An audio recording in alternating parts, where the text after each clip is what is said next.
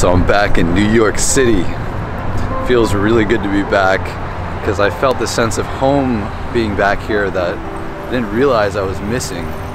One of the downsides of traveling around all the time is that you start to lose this sense of home. So coming back here has made me realize I've been missing that. And also that New York City is the closest thing to home to me, despite the fact that I didn't even grow up here.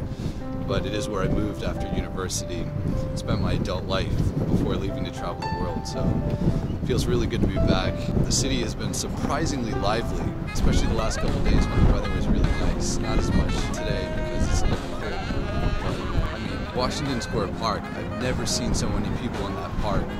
And then in Union Square, there was a line wrapped around the whole place. So I'm wondering, what are these people waiting for? Turns out, if you show your vaccination card, you can get a free joint, which I thought was hilarious. It was only afterwards I realized that it was 4/20, April 20th. But yeah, the city has this unique energy that I've never seen anywhere else. Part of what I love about the city is that there's so many crazy people here, which might sound like a bad thing, but actually it's really liberating because it makes you feel like you can be yourself. Like you could be whoever you want to be and nobody's judging you. I mean, there's this whole joke, you see the craziest thing here, and people just walk by unfazed like nothing's going on. And why would they be? There's so much crazy stuff here. I love that feeling. It feels like the perfect playground to experiment with whatever you want to do. So, it feels good to be back. The only downside I would say there is right now with the coronavirus restrictions is that indoor dining, for the most part, still seems to be closed. Not everywhere. There's still some places where it's open. But for the most part, you have to eat outside or take it out. And as somebody who likes to work remotely anywhere outside of my living situation, working out at coffee shops, it's very inconvenient. But when the weather was nice, I was able to work outside of a Starbucks in Madison Square Park on the tables there. There's free Wi-Fi there, so that was really nice. But the day after, when I left my hotel to find a place to go work, it started pouring rain.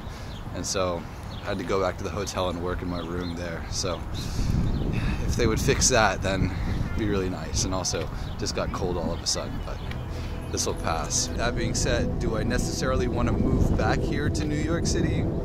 Not quite, just because for me right now, I want to try living in Europe.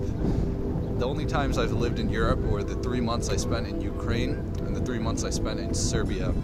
And I had a blast both times, and so I really want to try living in Europe, and I'm most interested right now actually in Poland. So I want to try that out. Maybe I'll live there and realize I don't really like it and come back to the US, but I don't think that'll be the case. I think it'll be good, but I gotta try it out either way. But even if I had to settle down in the US right now, I think for me, I would probably live in San Diego first. I spent a week there a couple months ago and it felt like the perfect place. New York City, although it's a lot of fun, for me at least, it doesn't feel like a place to settle long term. It's a little bit too dense and expensive for me, but I do think it's a great place for everybody to live, at least at one point in their life, maybe for a year or two when they're single in their 20s or whatever.